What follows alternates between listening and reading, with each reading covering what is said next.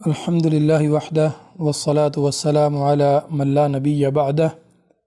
اما بعد فاعوذ باللہ السمیع العلیم من الشیطان الرجیم۔ تقدیر کے واقع ہونے پر ندامت یا ناراضگی کا اظہار کرتے ہوئے یہ کہنا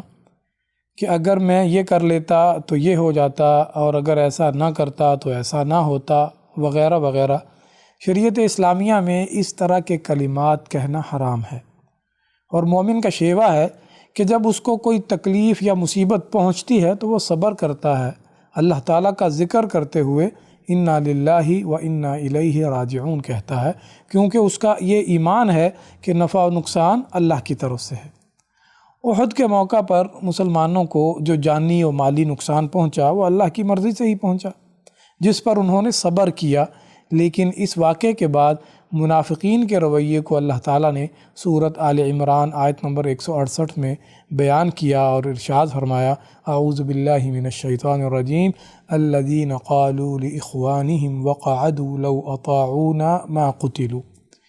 یہ وہ لوگ ہیں جو خود تو گھروں میں بیٹھے رہے اور اپنے ان بھائیوں کی نسبت جنہوں نے اللہ کی راہ میں جانیں قربان کیں کہنے لگے کہ اگر یہ ہماری بات مان کر گھروں میں بیٹھے رہتے تو مارے نہ جاتے،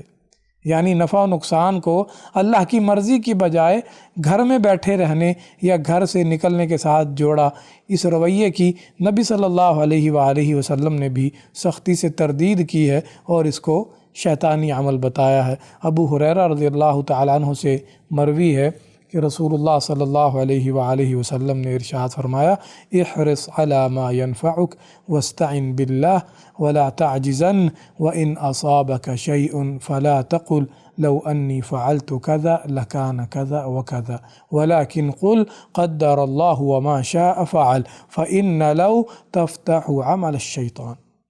اس چیز کی حرص کرو جو تمہارے لیے مفید ہو، اور صرف اللہ تعالیٰ سے مدد مانگو اور عاجز بن کر نہ بیٹھ جاؤ، اور اگر تمہیں کوئی مصیبت اور پریشانی آئے تو یوں نہ کہو کہ اگر میں یہ کر لیتا تو یوں ہو جاتا، بلکہ یہ کہو کہ یہ اللہ کا فیصلہ ہے، اس نے جو چاہا سو کیا۔ اس لیے اگر کہنا شیطانی عمل دخل کا سبب بنتا ہے۔